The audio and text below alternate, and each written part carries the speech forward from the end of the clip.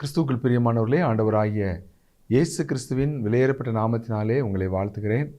இந்த நாளிலும் கூட உங்களோடு தேவனுடைய வார்த்தையை பகிர்ந்து கொடுக்கும்படியாக கர்த்தர் கொடுத்த அவருடைய பெரிதான கிருபைகளுக்காக, இரக்கங்களுக்காக தேவனை துதிக்கிறேன். இந்த நாளிலும் கூட நாம் மல்கியாவின் புஸ்தகம் 4ஆம் அதிகாரம் 2ஆம் வசனத்தை நாம் வாசிக்கலாம். மல்கியா 4ஆம் அதிகாரம் 2ஆம் வசனம். நீதியின் சூரியன் உங்கள் மேல் உதிக்கும், அதன் செட்டைகளின் கீழ் ஆரோக்கியம் இருக்கும். நீங்கள் வெளியே புறப்பட்டு போய் கொழுத்த கன்றுகளைப் போல வளருவீர்கள். கர்த்தருடைய பரிசுத்த நாமம் மகிமைப்படுவதாக. நீதியின் சூரியன் உங்கள் மேல் உதிக்கும் என்று நாம் வாசிக்கிறோம். நீதியின் சூரியன் யாரு? கர்த்தராகிய இயேசு கிறிஸ்து தான் நம்முடைய நீதியின் சூரியன். உங்கள் மேல் உதிப்பார் அப்படின்னா என்ன அர்த்தம்? ஆண்டவர் நமக்கு அவர் ஒரு பாதுகாப்பின், ஒரு ஆசீர்வாதத்தின் தேவனாக இருக்கிறார் என்று நாம் பார்க்கிறோம். தேவன் நம்மையிலே அக்கறை உள்ளவராக, கரிசனை உள்ளவராக இருக்கிறார். நாம் தேவனுக்கு பயப்படுகிறவர்களாக, தேவனை நாம் நம்புகிறவர்களாக நாம் காணப்படும் பொழுது, நீதியின் சூரியன் உங்கள் மேல் உதிக்கும். என் நாமத்துக்கு பயப்படுகிற, தேவனுடைய நாமத்துக்கு நடுங்குகிற சிறியோரையும் பெரியோரையும் அவர் ஆசீர்வதிக்கிற தேவன் என்று நாம் பார்க்கிறோம். இங்கே நாம் பார்க்கிறோம், நீதியின் சூரியன் உங்கள் மேல் உதிக்கும், அதன் செட்டைகளின் கீழ் ஆரோக்கியம் இருக்கும். நீங்கள் வெளியே புறப்பட்டு போய் கொழுத்த கன்றுகளைப் போல வளருவீர்கள். இங்கே வாசிக்கிறோம். சங்கீதம் 115 வசனம் 11. சங்கீதம் 115 வசனம் 11. கர்த்தருக்கு பயப்படுகிறவர்களே, கர்த்தரை நம்புங்கள், அவரே அவர்களுக்கு துணையும் அவர்களுக்கு கேடகவுமாய் இருக்கிறார். இங்கே தேவனுடைய ஒரு மிகப்பெரிய ஒரு வாக்குத்தத்தத்தை பார்க்கிறோம். கர்த்தருக்கு பயப்படுகிறவர்களே அவரை நம்புங்கள், அவரே அவர்களுக்கு துணையும் கேடகவுமாய் இருக்கிறார். அப்போ தேவனுக்கு நாம் பயப்படும் பொழுது, தேவனுக்கு பயப்படுகிற பயம் இந்த நாட்களில் மிக குறைந்து போன ஒரு காரியம், மிக வேதனையான ஒரு காரியம் என்ன அப்படின்னா, ஆண்டவருக்கு பயப்படுகிற பயம் இந்த நாளில் மிக குறைந்து போன ஒரு பரிதாபமான நிலைமையை பார்க்கிறோம். ஆனால் தேவனுடைய ஆசீர்வாதம் யாருக்கு? ஒரு நிபந்தனையோடு கூட தேவனுக்கு பயப்படுக, நம்ம இஷ்டப்படி நம்ம வாழ்ந்து தேவனுக்கு பயமில்லாமல் நம்ம நடந்தோம் என்றால் நாம் தேவனுடைய ஆசீர்வாதத்தை எப்படி பெற முடியும்? ஆனால் தேவனுக்கு பயப்படுகிறவர்கள், நமக்கு பயப்படுகிற பயம் அங்கே யாருக்கு இருக்கிறது என்று ஆண்டவர் ஒவ்வொருவரையும் அவர் நோக்கி பார்க்கிறார். இயேசு கிறிஸ்துவை குறித்து சொல்லும் பொழுது, கர்த்தருக்கு பயப்படுவது அவருக்கு உகந்த வாசனையாக இருக்கும். அப்போ தேவனுக்கு பயப்படுகிற பயம் தேவனுடைய ஆசீர்வாதத்தை கொண்டு வருகிறது. என்ன ஆசீர்வாதம்? அங்கே வாசிக்கிறோம், அவர் துணை, அவர் கேடகம். அப்போ துணை என்று நாம் சொல்லும் பொழுது, நாம் சங்கீதத்தின் புஸ்தகத்தில் 46ஆம் சங்கீதத்தில் 1ஆம் வசனத்தில் நாம் வாசிக்கிறோம். சங்கீதம் 46 வசனம் 1. தேவன் நமக்கு அடைக்கலமும் பலனும், ஆபத்து காலத்தில் அனுகூலமான துணையுமானவர். இங்கே சங்கீதம் 46:1 என்ன சொல்கிறது? அடைக்கலம், பலன், ஆபத்து காலத்திலே அனுகூலமான துணை. தேவனை நம்புகிற, தேவன் மேலே விசுவாசமாக இருக்கிற, அல்லது தேவனுக்கு பயப்படுகிற இருதயம், ஆசீர்வதிக்கப்பட்ட ஒரு இருதயம், அந்த இருதயத்துக்கு, அந்த தேவனுடைய பிள்ளைக்கு, அந்த குடும்பத்துக்கு தேவன் எப்படி இருக்கிறார்? அடைக்கலம், பலன், ஆபத்து காலத்திலே அனுகூலமான துணை. துணை என்று சொல்லும்பொழுது அனுகூலமான துணை இல்லையா? சில வேளைகளில் நம்ம போவோம், பைக் எடுத்துகிட்டு போனோம், அல்லது எங்கேயாவது வெளியே போயிட்டு வந்து வீட்டுக்கு வந்தவுடனே மழை பெய்யும். ஐயோ, நம்ம வெளியே போயிருந்தோம், அந்த இடத்துல பெஞ்சிருந்தா எல்லாமே நனைஞ்சு போயிருக்கோமே, நாமளும் மழையில் நனைஞ்சு போயிருக்கோமே. அனுகூலமான துணையாக இருக்கிறார். எத்தனையோ நேரங்களில் பஸ் ஸ்டாண்டுக்கு போய் நிற்போம், நம்ம போய் நிற்பாங்க, அரை மணி நேரமாக காத்து நிற்பாங்க, பஸ்ஸே வரலம்பாங்க. நம்ம போய் நின்ன உடனே அந்த வந்துச்சு பஸ்ஸுன்னு சொன்னால் நம்ம போக வேண்டிய பஸ் வந்து ஏறி போயிடலாம். அனுகூலமான துணை. தேவன் நமக்கு எப்படிப்பட்டவராக இருக்கிறார்? துணையாக இருக்கிறார். அனுகூலமான, உதவி செய்யக்கூடிய ஒரு அனுகூலமான ஒரு துணையாக இருக்கிறார். உண்மையிலே அது எவ்வளோ பெரிய ஒரு ஆசீர்வாதம். இஸ்ரவேல் ஜனங்களுடைய வாழ்க்கையில் நாம் அவர்கள் எகிப்தில் போய் இருக்கிறாங்க. எகிப்தின் ராஜா பார்க்கிறார். யாத்ராகமம் 1ஆம் அதிகாரத்தில் பார்க்கும்போது அவர்கள் மிகவும் பெருகி பலத்திருக்கிறார், மிகுதியாய் பலத்து போகிறதை பார்க்கிறோம். ஏன்னா ஜனங்களுடைய எண்ணிக்கை நாளுக்கு நாள் அதிகமாகி கொண்டே போகிறது. என்ன செய்கிறது? அவன் சொல்கிறான், மருத்துவச்சிகளை கூப்பிட்றான். அந்த மருத்துவச்சிகளை கூப்பிட்டு, அந்த டாக்டர்ஸை கூப்பிட்டு சொல்கிறான், நீங்கள் சிப்போராள், பூவாள் என்று சொல்லக்கூடிய 2 டாக்டர்ஸை கூப்பிட்டு சொல்கிறான். அந்த ராஜா, எகிப்தின் ராஜா பார்வன் சொல்கிறான், நீங்கள் பெண் பிள்ளையாக இருந்தால் உயிரோட காப்பாற்றுங்க, ஆண் பிள்ளையாக இருந்தால் பிரசவம் பண்ணும்போதே கொண்டு போட்டுருங்க. யாரை? இஸ்ரவேல் ஜனங்களுடைய தேவனுடைய ஜனங்களுடைய பிள்ளைகளை, தேவனுடைய ஜனங்களுக்கு விரோதமாக சத்துரு எப்போதும் எழும்போது அவனுடைய வேலை. தேவனுடைய ஜனங்களுக்கு தாக்குதல்களை, பிரச்சனைகளை, குழப்பங்களை, போராட்டங்களை, வேதனைகளை, தீங்குகளை கொண்டு வருவது சாத்தானுடைய ஒரு தாக்குதலாக இருக்கிறது. அவன் அதிகாரத்தில் உள்ளவர்கள் மூலமாக அதை செய்கிறான். இங்கே தேவனுடைய ஜனங்களை அப்படியே அவங்க பெருகி போவதை விடாதபடி, அப்படியே அவங்கள பலுகி போக விடாதபடிக்கு அவர்களை தடை செய்வது சத்துனுடைய தந்திரமாக இருக்கிறது. ஆனால் இந்த மருத்துவச்சிகளுக்கு குறித்து என்ன சொல்லப்பட்டிருக்கு பார்த்தீங்களா? யாத்ராகமம் 1ஆம் அதிகாரம் 17ஆம் வசனத்தில் நம்ம வாசிக்கிறோம். யாத்ராகமம் 1ஆம் அதிகாரம் 17ஆம் வசனம், மருத்துவச்சிகளோ தேவனுக்கு பயந்ததினால் எகிப்தின் ராஜா தங்களுக்கு இட்ட கட்டளைப்படி செய்யாமல் ஆண் பிள்ளைகளையும் உயிரோடே காப்பாற்றினார்கள். இங்கே நாம் என்ன வாசிக்கிறோம்? தேவனுக்கு பயந்ததினால். ஒரு பக்கம் ராஜாவுடைய கட்டளை, அவன்தான் எகிப்திலே ராஜா, பார்வோன் ராஜா. ராஜாவுடைய கட்டளை என்ன? ஆண் பிள்ளைகளை எல்லாம் கொலை செய்ய வேண்டும். ஆண்டவராக இயேசு பிறந்திருக்கும் போதும் கூட ஏரோது போட்ட கட்டளை என்ன? பிறந்த 2 வயதுக்குட்பட்ட எல்லா ஆண் பிள்ளைகளையும் கொலை செய்ய வேண்டும். சத்துரு எப்பொழுதும் தேவனுடைய ஜனங்களை அவன் நசுக்க பார்க்கிறான். தேவன் என்ன செய்கிறார்? இங்கே பார்க்கிறோம், ஆண்டவர் காப்பாற்றார். இந்த மருத்துவச்சிகள் ஏன் அவங்க தேவனுக்கு கீழ்ப்படிந்தாங்கன்னா, தேவனுக்கு பயந்ததினாலே. மருத்துவச்சிகள் தேவனுக்கு பயந்ததினால் என்று நாம் 17ஆவது வசனத்திலே நாம் வாசிக்கிறோம். இப்போ தேவனுக்கு பயப்படுகிற பயம் தேவனுடைய வார்த்தைக்கு கீழ்ப்படிதலை நமக்கு கொண்டு வரும். தேவனுடைய சபையில் கேட்கப்படுகிற அந்த செய்திகளை நம்ம கேட்டு நம்ம கீழ்ப்படுகிறவர்களாக இருந்தோம் என்றால் நாம் தேவனுக்கு பயப்படுகிறவர்கள். எப்போவுமே தேவனுக்கு பயப்படுகிற பயம் கீழ்ப்படிதலை கொண்டு வருகிறதை நாம் பார்க்கிறோம். அப்போ கீழ்ப்படிதல் என்று சொல்லும்போது நம்ம ஆபிரகாமுடைய வாழ்க்கையில் பார்க்கிறோம். உன்னுடைய குமாரனை ஈசாக்க, உன்னுடைய ஏகசுதன், உன்னுடைய நேசகுமாரன், அந்த ஏக புத்திரனை எனக்காக நீ பலியிடுன்னு சொல்லும்போது அவன் தேவனுக்கு பயந்ததுனால கீழ்ப்படிந்தான் என்று வாசிக்கிறோம். நீ தேவனுக்கு பயப்படுகிறவன் என்று இதன் மூலமாக நான் அறிந்திருக்கிறேன் என்று ஆண்டவர் சொல்லுகிறார். இப்போ தேவனுக்கு பயப்படுகிற பயம் நம்முடைய வாழ்க்கையில் இருக்கும் என்றால் தேவனுடைய வசனத்துக்கு நம்ம நடுங்குவோம். தேவனுடைய வசனத்துக்கு நம்ம கீழ்ப்படுகிறவர்களாய் நாம் இருப்போம். அதன் மூலமாக தேவனுடைய ஆசீர்வாதத்தை நாம் பெறுகிறவர்களாக இருப்போம். இப்போ அவர்கள் தேவனுக்கு பயந்ததுனால தேவனுடைய கட்டளைக்கு கீழ்ப்படிந்தாங்க. பார்வோன் ராஜாவுக்கு அவங்க கீழ்ப்படியலை. நாம் எப்பொழுதுமே தேவனுக்கு பயந்து நடக்க தேவன் நமக்கு உதவி செய்வாராக. ராஜா விடுவானா? ஆண் பிள்ளைகள் எத்தனை பிறந்திருக்கு, பெண் பிள்ளைகள் எத்தனை பிறந்திருக்குன்னு சொல்லி அவனுக்கு அங்கே லிஸ்ட்டு போகுது. ஏன் ஆண் பிள்ளைகள் உயிரோட காப்பாற்றப்படுறாங்க? எப்படி? அப்போ இந்த டாக்டர்ஸ் சரியாக செயல்படலையா அப்படின்னு சொல்லி அவன் நேராக என்ன செய்கிறான்? டாக்டர்ஸையே கூப்பிட்றான். அந்த பார்வோன் ராஜா டாக்டர்ஸை கூப்பிட்றான். டாக்டர்ஸுங்க வாங்க, என்ன செய்கிறீங்க நீங்கள்? நான் உங்களுக்கு என்ன கட்டளை போட்டேன்? அந்த எபிரேய ஸ்திரீகளுடைய ஆண் பிள்ளைகளை கொல்லாமல் நீங்கள் உயிரோட காப்பாற்றுகிறது என்ன கேட்டாங்க. அவங்க என்ன பதில் சொன்னாங்க தெரியுமா? 19ஆம் வசனத்தில், ராஜா, எபிரேய ஸ்திரீகள் நல்ல பலமுள்ளவர்கள், நல்ல பலமுள்ளவர்கள். பார்த்தீங்களா? கர்த்தருடைய பிள்ளைகளை குறித்து தேவன் கொடுக்கிற சாட்சி என்ன? நல்ல பலமுள்ளவர்கள். எனக்கு அருமையானவர்களே, எனக்கு முடியலை, நான் பலவீனம், என்னால் முடியாது அப்படின்னு சொல்லி சத்துரு உங்களை ஏமாற்ற பார்க்காதிருங்கள். சத்துரு உங்களை வஞ்சிக்க பாராதிருங்கள். தேவனுடைய வார்த்தை என்ன சொல்கிறது? அந்த எபிரேய ஸ்திரீகள் நல்ல பலமுள்ளவர்கள் என்று இந்த டாக்டர்ஸ் சொல்கிறாங்க.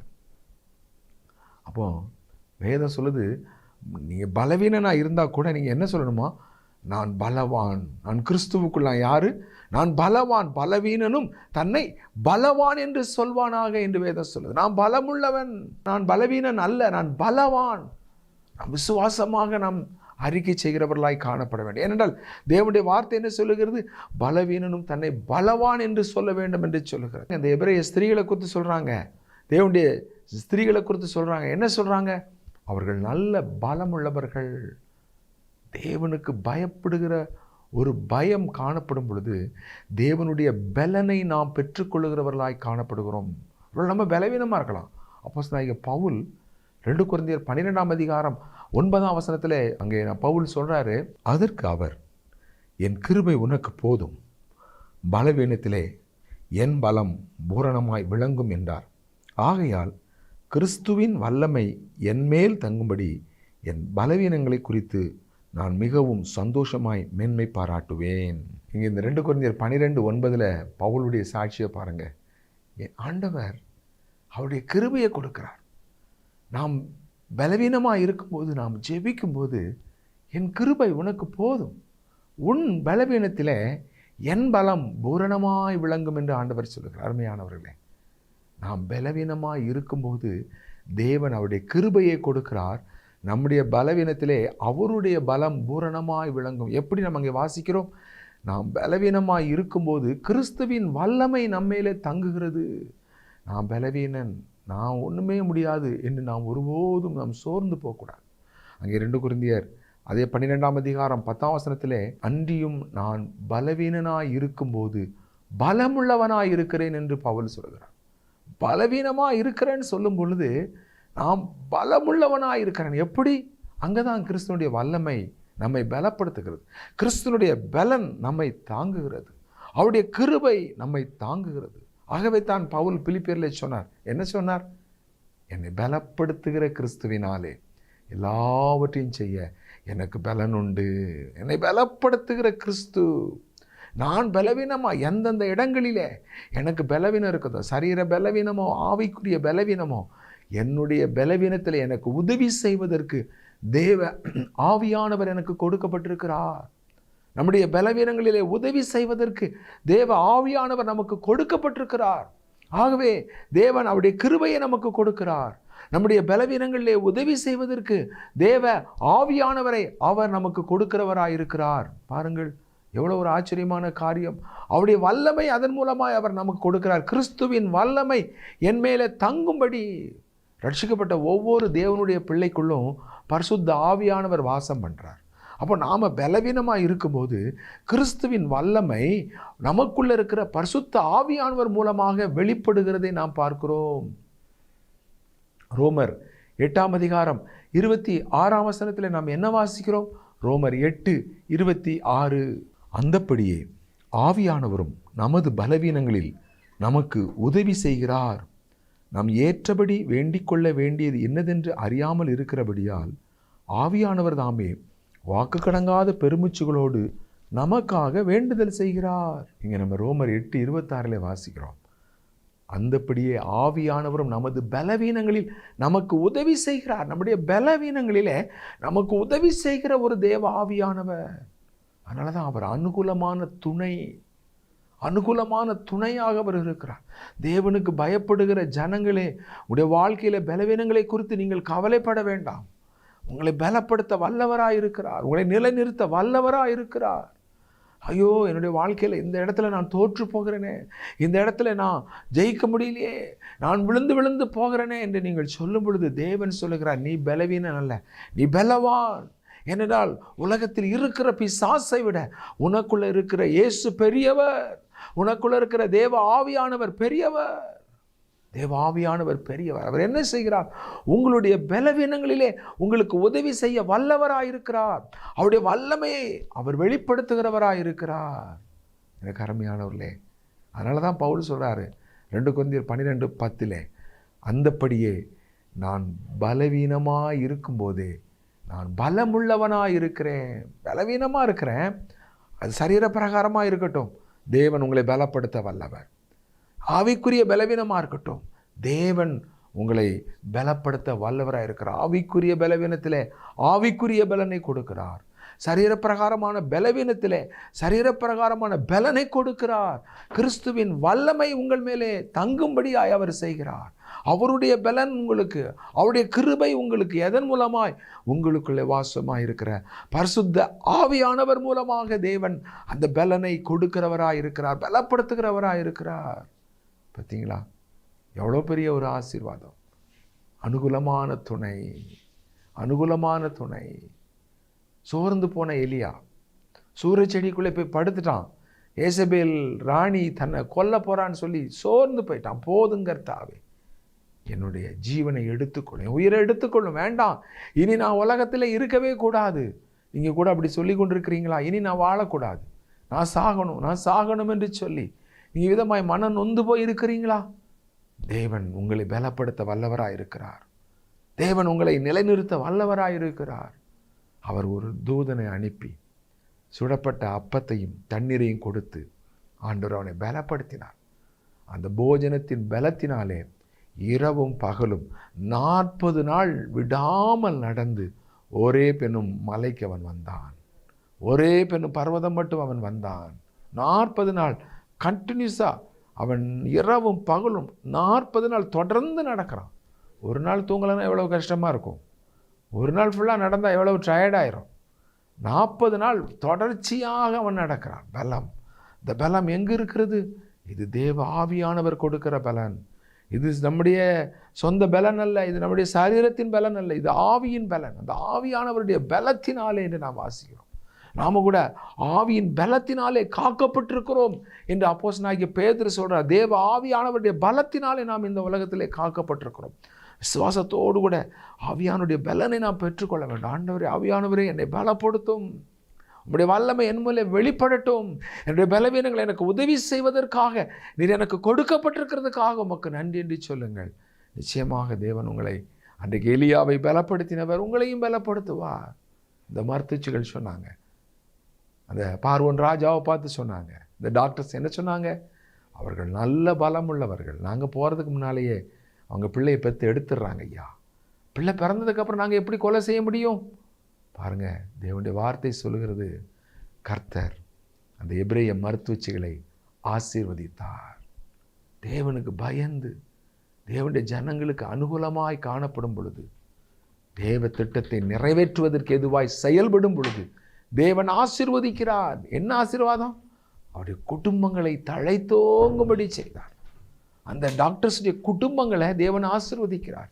நீங்கள் தேவனுக்கென்று உண்மையாய் உத்தமமாய் தேவனுக்கு பயப்படுகிற பயத்தோடு காணப்படுவீங்களானா அந்த ஆசீர்வாதத்தை உங்களுடைய குடும்பத்துக்கு நீங்கள் சம்பாதித்து வைக்கிறவர்களாக இருக்கிறீர்கள்.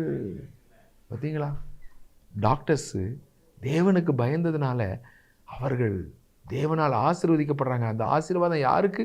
குடும்பம், அவருடைய குடும்பங்கள், அவருடைய பிள்ளைகள், அவருடைய பெற்றோர்கள், அவருடைய மிருக ஜீவன்கள், அவருடைய எல்லா கையின் பிரயாசங்கள், அவருடைய குடும்பங்களை தழை தோங்கும்படி செய்தார். தேவன் ஆசீர்வதிக்கிற தேவனாக இருக்கிறார். நீதியின் சூரியன் உங்கள் மேல் உதிக்கும். யாருக்கு? தேவனுக்கு பயப்படுகிற பிள்ளைகளுக்கு. இன்றைக்கு மனுபுத்திரருக்கு முன்பாக தேவனுக்கு பயப்படுதல் என்றால் இன்றைக்கு ஒரு ஏளனமாக இருக்குது. தேவனுக்கு பயப்படுதல் இன்றைக்கு அசட்டையாக எண்ணப்படுது, அற்பமாக எண்ணப்படுது. ஆனால் அங்கே தான் ஜீவன் இருக்கிறது, அங்கே தான் தேவ வல்லமை இருக்கிறது, அங்கே தான் தேவனுடைய ஆசீர்வாதம் இருக்கிறது, அங்கே தான் தேவ பலன் இருக்கிறது. ஆகவே அருமையானவர்களே, நான் தேவன் அனுகூலமான துணையாக இருந்து ஆண்டவர் நம்மை பாதுகாக்கிறார். பார்வோன் ராஜாவாலே அந்த ஜனங்களை அழிக்க முடியவில்லை. அனுகூலமான துணை, தேவன் நமக்கு அனுகூலமான துணையாக இருக்கிறார். எவ்வளோ பெரிய ஒரு பாதுகாப்பு, எவ்வளோ பெரிய ஒரு ஆசீர்வாதம். யோசேப்பு சொல்கிறார், நீங்கள் எனக்கு தீமை செய்ய நினைத்தீர்கள், தேவன் எனக்கு அதை நன்மையாக முடிய பண்ணினார், நன்மையாக முடிய பண்ணினார். தீமை செய்கிறவர்கள் கூட வெட்கப்பட்டு போகத்தக்கதாக அவர்கள் செய்த தீமைகளை தேவன் நமக்கு அனுகூலமான ஒரு துணையாக இருந்து அனுகூலமாய் மாற்றிவிட்டார். அவங்க நினைச்சாங்க யோசேப்புடைய கதை முடிந்தது, 20 வெள்ளி காசுக்கு விற்றாச்சு, அவ்வளோதான், எகிப்தில் வாழ்நாள் ஃபுல்லாக அடிமை தான், இனி இவனால் எந்த பிரச்சனையும் இல்லை, இனி நாம தான் எல்லாத்துக்கும் சுதந்திரவாடி. ஆனால் பாருங்கள், அனுகூலமான துணை யாருக்கு? தேவனுக்கு பயந்த அந்த யோசேப்பு. எங்கே போனாலும் தேவனுக்கு பயப்படுகிற பயம் அவனுக்கு உகந்த வாசனையாக இருந்தது. பாருங்கள், அங்கே அழிக்கணும்னு நினச்ச அந்த யோசேப்பு, அடிமையாக விற்கப்பட்ட அந்த யோசேப்பு, பாருங்க, தேவன் அவனுக்கு அனுகூலமான துணையாக இருக்கிறார். அவனை சிறைச்சாலையில் கொண்டு போடக்கூடிய சூழ்நிலை தான் இருந்தது. ஆனால் அங்கிருந்து தேவன் சிங்காசனத்துக்கு கொண்டு போகிறதை பார்க்கிறோம். அனுகூலமான துணை. இன்றைக்கி பிரச்சனைகளையே பார்க்காதீங்க, உங்களுக்கு இருக்கிற போராட்டங்களையே பார்க்காதீங்க. ஐயோ, பொய் குற்றங்களை சாட்டுறாங்களே, அல்லது விரோதமாக பேசுகிறாங்களே, இவ்விதமாக நம்மளை நிந்திக்கிறாங்களே, நமக்கு விரோதமாக சத்துருக்கள் இப்படி பொறாமையோடு எதிர்த்து நிற்கிறாங்களே, இவ்வளவாய் நமக்கு விரோதமாக எழுப்பி நிற்கிறாங்களே, பார்க்காதீங்க. யாரை பாருங்கள்? தேவனை பாருங்கள். ஆபத்து காலத்தில் தேவன் நமக்கு அனுகூலமான துணை, அடைக்கலம், பலன். ஆபத்து காலத்திலே அனுகூலமான துணை. எகிப்தின் ராஜாவினுடைய ஆபத்து அந்த தேவனுடைய ஜனங்களுக்கு வரும் பொழுது அந்த பிள்ளைகளை பாதுகாப்பதற்கு அனுகூலமான துணையாக அவர் இருந்தார். யோசேப்பை அவர்கள் எகிப்தில் அடிமையாய் கொண்டு போடப்பட்ட பொழுது அவர் யோசேப்புக்கு அனுகூலமான துணையாக இருந்தார். கஷ்டமாக தான் இருந்துச்சு, அந்த பாதைகள் கடினமாக இருந்தது, வேதனையாக இருந்தது. ஆனால் முடிவு என்ன? தேவன் மேலே விசுவாசமாய் நாம் இருக்கணும். விசுவாசம்னா என்ன? எந்த ஒரு சூழ்நிலையிலும் என் தேவன் என்னை கைவிட மாட்டார். எந்த பிரச்சனை வந்தாலும், எந்த போராட்டம் வந்தாலும் நான் வீழ்ந்து போவதில்லை. நான் ஒரு காலம் வீழ்ந்து போவதில்லை. என் சத்ருவே, எனக்கு விரோதமாய் பெருமை பாராட்டாதே. நான் விழுந்தாலும் எழுந்திருப்பேன், நான் விழுந்தாலும் எழுந்திருப்பேன். விசுவாசத்தை பாருங்க. நான் விழுந்துட்டேன்னு நினைக்காத. என்னை சுற்றிலும் இருளாக இருக்குதுன்னு நினைக்கிறியா? அவர் எனக்கு வெளிச்சமாயிருப்பார். அதான் விசுவாசம். விழுந்தாலும் எழுந்திருப்பேன். அவர் எனக்கு வெளிச்சமாயிருப்பார். தேவன் நமக்கு வெளிச்சம். அவர் நம்மை நிலைநிறுத்த வல்லவர், வல்லவர். நம்முடைய பலன் எங்க இருக்குது? தேவனிடத்தில் இருக்கிறது. நம்முடைய விடுதலை எங்க இருக்கிறது? தேவனிடத்தில் இருக்கிறது. நம்முடைய ஆசீர்வாதம் எங்க இருக்கிறது? தேவனிடத்திலிருந்து வருகிறது. அருமையானவர்களே, அவர் ஆபத்து காலத்தில் அனுகூலமான துணை. எப்படி செய்வார் தெரியாது. நம்ம ஆண்டவரே, உங்க பிள்ளை நான் உங்களை தான் நான் நம்பி இருக்கிறேன். நீங்கள் எனக்கு ஆபத்து காலத்தில் அனுகூலமான துணை. தைரியமாக சொல்லுங்க. ஒரு எகிப்தின் ஜனங்கள் பார்வோன் ராஜாவாலே அழிக்கப்படும்படியாக ஆண் பிள்ளையை கொல்ல வேண்டும் என்று கட்டளை போடப்பட்ட போது கூட இருந்த ஜனங்களுடைய பிள்ளைகளை காப்பாற்றினீரே, அனுகூலமான துணையாக இருந்தீரே. மோசையை கூட பாருங்கள், வேறு வழியில் பிறந்த எல்லா ஆண் பிள்ளைகளையும் நைல் நதியில் போடுங்க. முதல்ல தந்திரமாக சொல்கிறான், டாக்டர்ஸை வச்சு கொண்டுடலான்னு பார்க்குறான். இப்போ அந்த கதை நடக்கலைன்னு சொன்னவன் அவன் அடுத்து என்ன பண்ணுறான்? உடனடியாக எல்லா ஆண் பிள்ளைகளையும் நைல் நதியில் போட்டு விடுங்கள். எவ்வளோ வேதனையான சட்டம், எவ்வளோ கொடுமையான சட்டம். ஆனால் அந்த நைல் நதியில் கூட ஒரு அழகாக நாணல் பெட்டியை செஞ்சு அந்த மோசையை வச்சிடுறாங்க. தேவன் அவருடைய திட்டத்தை நிறைவேற்ற வல்லவராக இருக்கிறார். இந்த எகிப்தின் அடிமைத்தனத்திலிருந்து இந்த ஜனங்களை விடுவிப்பதற்கு இந்த மோசையை நான் உருவாக்கி இருக்கிறேன். இந்த மோசையை நான் பாதுகாப்பேன். இந்த மோசையை நான் காப்பாற்றி அரண்மனையிலேயே வளர்ப்பேன். எந்த அரண்மனை இந்த ஜனங்களுக்கு விரோதமாக இருக்கிறதோ அந்த அரண்மனையிலே இந்த பிள்ளையை நான் வளர்ப்பேன். பார்த்தீங்களா? அனுகூலமான துணை. தேவனுடைய வழிகள் ஆராயப்படாதவைகள், தேவனுடைய வழிகள் ஆச்சரியமானவைகள். கர்த்தாவே, நம்முடைய வழிகள் ஆச்சரியமானவைகள். தாவீது சொல்கிறான், ஆச்சரியமானவைகள், ஆராய முடியாது. ஆண்டவருடைய மகத்துவம் ஆராய முடியாது. பாருங்க, அரண்மனை ஜனங்களுக்கு விரோதமாக இருக்குது. ஆனால் அரண்மனையில் சட்டம் ஆண் பிள்ளைய நைல் நதியில் போடணுங்கிற சட்டம். ஆனால் அதே அரண்மனையில் அந்த நைல் நதியிலே போடப்பட்ட பிள்ளை எங்கே வளருது? அரண்மனையில் வளருது. தேவன் அனுகூலமான துணையாக இருக்கிற அந்த நாளில் கூட நாம் சோர்ந்து போயிடக்கூடாது. பிரச்சனைகள் வரும் பொழுது நாம் கலங்கி போய்விடக்கூடாது. ஐயோ, நான் என்ன செய்வேன்? சூழ்நிலைகளை நம்ம அவிசுவாசமாக நம்ம நினச்சிடக்கூடாது. அவிசுவாசம் மட்டும்தான் தேவனுடைய செயல்பாடை தடுத்துரும். நம்ம விசுவாசத்தை பற்றி செய்திகளை கேள்விப்படும் பொழுது நம்ம விசுவாசமாக இருப்போம். ஆனால் நமக்கு பிரச்சனை வரும் பொழுது தான் நம்முடைய விசுவாசம் எவ்வளவு அப்படிங்கிறது தெரியும்.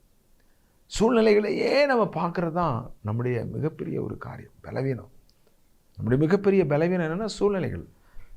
திரள் கூட்டம் இருக்கிறாங்க, எல்லாருக்கும் சாப்பாடு கொடுங்கன்னு சொல்கிறாங்க. சீசர்கள் என்ன சொல்கிறாங்க? ஆண்டவரே, 2 மீன் 5 அப்பம் தான் இருக்குது. இந்த திரள் கூட்டத்துக்கு இது எப்படி எம்மாத்திரம்? இது போதாதே, இது எம்மாத்திரம் போதாது. இதுதான் அவிசுவாசம். அது உலக ஞானம் அல்ல. நடைமுறையில் பார்த்தோன்னா 2 மீன் 5 அப்பம் சாப்பிட்ட புருஷர்கள் மட்டும் 5000 பேர். 5000 பேருக்கு 2 மீன் 5 அப்பம் முடியுமா? முடியாது. ஆனால் மனித ஞானத்தில் முடியாது. ஆண்டவரே, உம்மால் முடியுமா? ஆம், தேவனாலே எல்லாம் கூடும். அங்கே தான் ஆண்டவரே, எங்களிடத்தில் ஒன்றும் இல்லை. ஆண்டவர் பிள்ளைங்க திருமண காரியம் என்கிட்ட ஒன்றுமே இல்லையா ஆண்டவரே? விசுவாசத்தோடு ஜெபம் பண்ணுங்க. கர்த்தர் எவ்வளோ ஆச்சரியமாக நடத்துகிறாருன்னு பாருங்கள். உங்களுடைய வேலை காரியங்கள் தடைபடுகிறதா? விசுவாசமாக ஸ்தோத்திரம் பண்ண. கர்த்தர் ஏதோ ஒரு வழியை திறப்பார். ஒரு வாசலை அடைச்சிச்சுன்னா இன்னொரு வாசலை கட்டாயம் திறப்பார். அடைபட்ட வாசலை குறித்து அடைபட்டுட்டே இதுக்கு யார் காரணம் அப்படின்னு சொல்லி அப்படிப்பட்ட மனிதர்களை குறித்து நீங்கள் வேதனைப்பட்டு உங்களுடைய பலனை இழந்து போயிடாதீங்க. கர்த்தருக்கு ஸ்தோத்திரம், அடைச்சாச்சு. கர்த்தர் ஏதோ வேறு வழியை திறக்க போகிறார். கர்த்தர் ஏதோ ஒரு வழியை திறக்க போகிறதுனால தான் ஆண்டவர் எனக்கு இந்த வாசலை அடைச்சிருக்கிறார். விசுவாசத்தோடு சொல்லுங்கள்.